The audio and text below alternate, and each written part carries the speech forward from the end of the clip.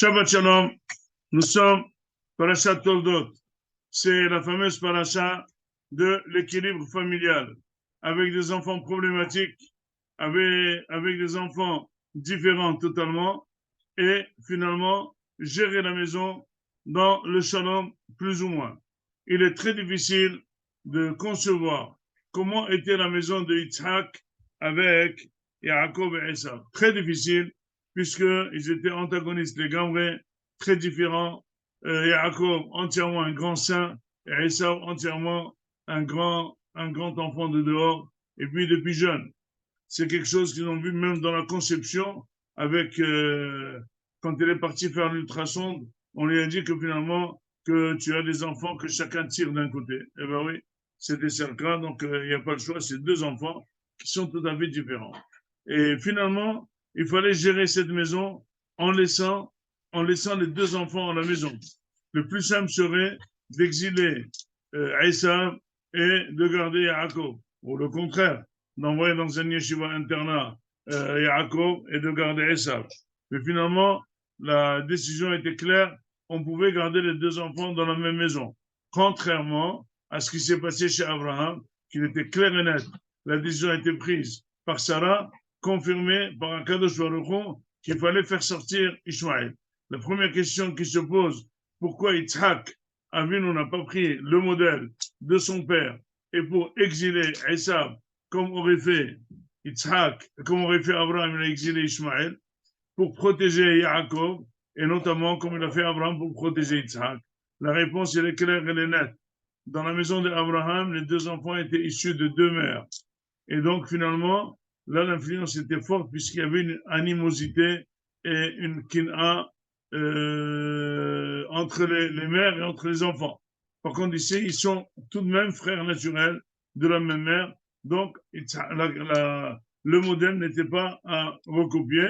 Il a fait qu'il a gardé son fils chez lui. C'est extraordinaire de l'avoir fait, mais comment faire pour que vraiment qu'il y ait une coexistence de Esav et de Yaakov? Et bien finalement, Yaakov Avinu, c'est lui qui est le ministère de l'Éducation, c'est lui qui a décidé une décision très brave, très forte, contrairement à son tempérament, c'est d'aimer Esav. Il faut savoir qu'en principe, les mamans aiment plus leurs enfants parce qu'ils sont collés à eux et ils investissent plus. Les papas sont beaucoup plus loin. Et finalement, si jamais quelqu'un a besoin d'un amour particulier, c'est pas de la mère, puisque l'amour de la mère, il est naturel. Mais par contre, Yitzhak, il a aimé Esav, ça veut dire qu'il a fait un effort, contrairement à la nature, pour aimer Esav. Et là, on apprend quelque chose d'extraordinaire, que pour aimer quelqu'un, il faut trouver un trait d'union, il faut trouver un intérêt commun, il faut trouver un langage commun. Or, comment trouver un langage commun avec Esav, que ce Yitzhak, c'est un très, très, très, très, très grand sadique, et Esav, c'est un très, très, très grand rachat. Et bien, tout simplement, ils ont construit un pont. Le pont était, qui on va forcer? Que Esav soit tzaddik ou que Yitzhak soit rachat? Qu'est-ce qu'on va forcer? Et bien, comme dit toujours, quand deux personnes se disputent, à qui on va calmer? La folle ou celle qui a un bon esprit? Et bien, on parle à celle qui a un bon esprit. C'est Yitzhak qu'il fallait comprendre. Pour Tov, Esav, et le rendre tzaddik, il est impossible. Donc, finalement, la décision s'impose, c'est à Yitzhak de devenir un petit peu rachat. Comment peut-on devenir un petit peu rachat? C'est impossible pour un grand tzaddik qui était lui-même un sacrifice de son père.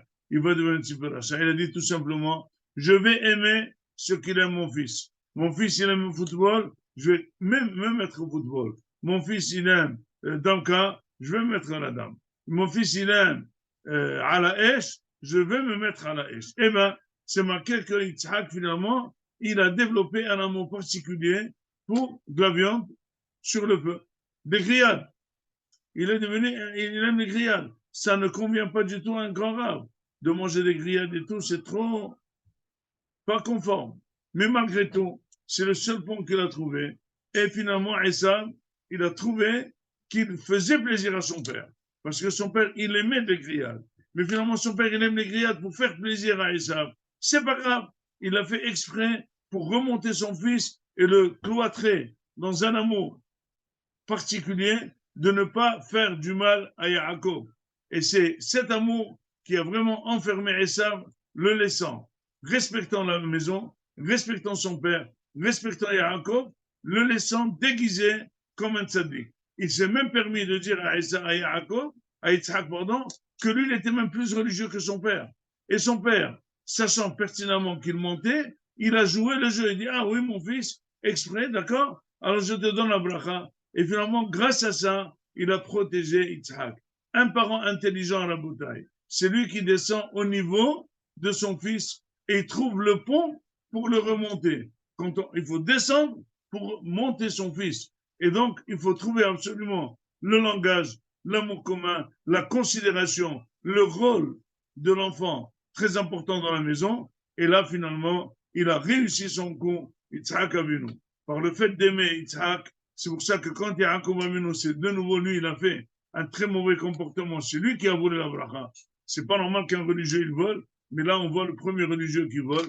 Et bien, c'est grâce à l'amour que portait Esav, réciproquement à Yitzhak, qu'il a dit, je ne vais rien pas toucher à Yaakov pour ne pas faire mal à mon père. Donc finalement, qui c'est qui a sauvé Yaakov? C'est Yitzhak. En aimant Esav, Esav a décidé de ne pas faire mal à son père, et ben voilà, il a sauvé son fils, il dit, quand je vais toucher et tuer mon frère, c'est quand il y aura le deuil de mon père ne verra pas un de ses enfants morts. Et grâce à ça, il l'aurait sauvé. Mouraï Baraboutaï. Gérer sa baraque, gérer sa femme et gérer ses enfants, c'est qu'il faut savoir s'y faire aux enfants et à la baraque et à la femme. Il y a beaucoup de personnes très intelligentes qui ont déjà décidé que c'est à tout le monde de se faire à eux et de se plier à eux, et ils ont déjà raté leur maison, raté leurs enfants, et ils continuent à chanter tout seuls. Respectez-moi, je vous respecte. Mais il y a des gens super intelligents. Ils ont oublié leur respect, ils se sont mis au travail, ils se sont mis à plier en deux. Ils sont venus vers la femme et ils ont baissé leur tête. Ils sont venus vers les enfants, même s'ils ne sont pas très réussis. Et ils ont baissé leur tête. Ils ont aimé leur femme et aimé leurs enfants. Et ils ont sauvé le mieux qu'on peut faire, la femme et les enfants. Soyons intelligents. Apprenez de nos pères. Apprenez de nos patriarches. Apprenez de Yitzhak comment il a développé un amour particulier pour son fils Esav, justement, et pas Yaakov, pour équilibrer la famille, sauver toute la famille, et finalement, justement, pour perpétuer la Torah de Yaakov et Am Israël en entier. Shabbat Shalom, Umevorach.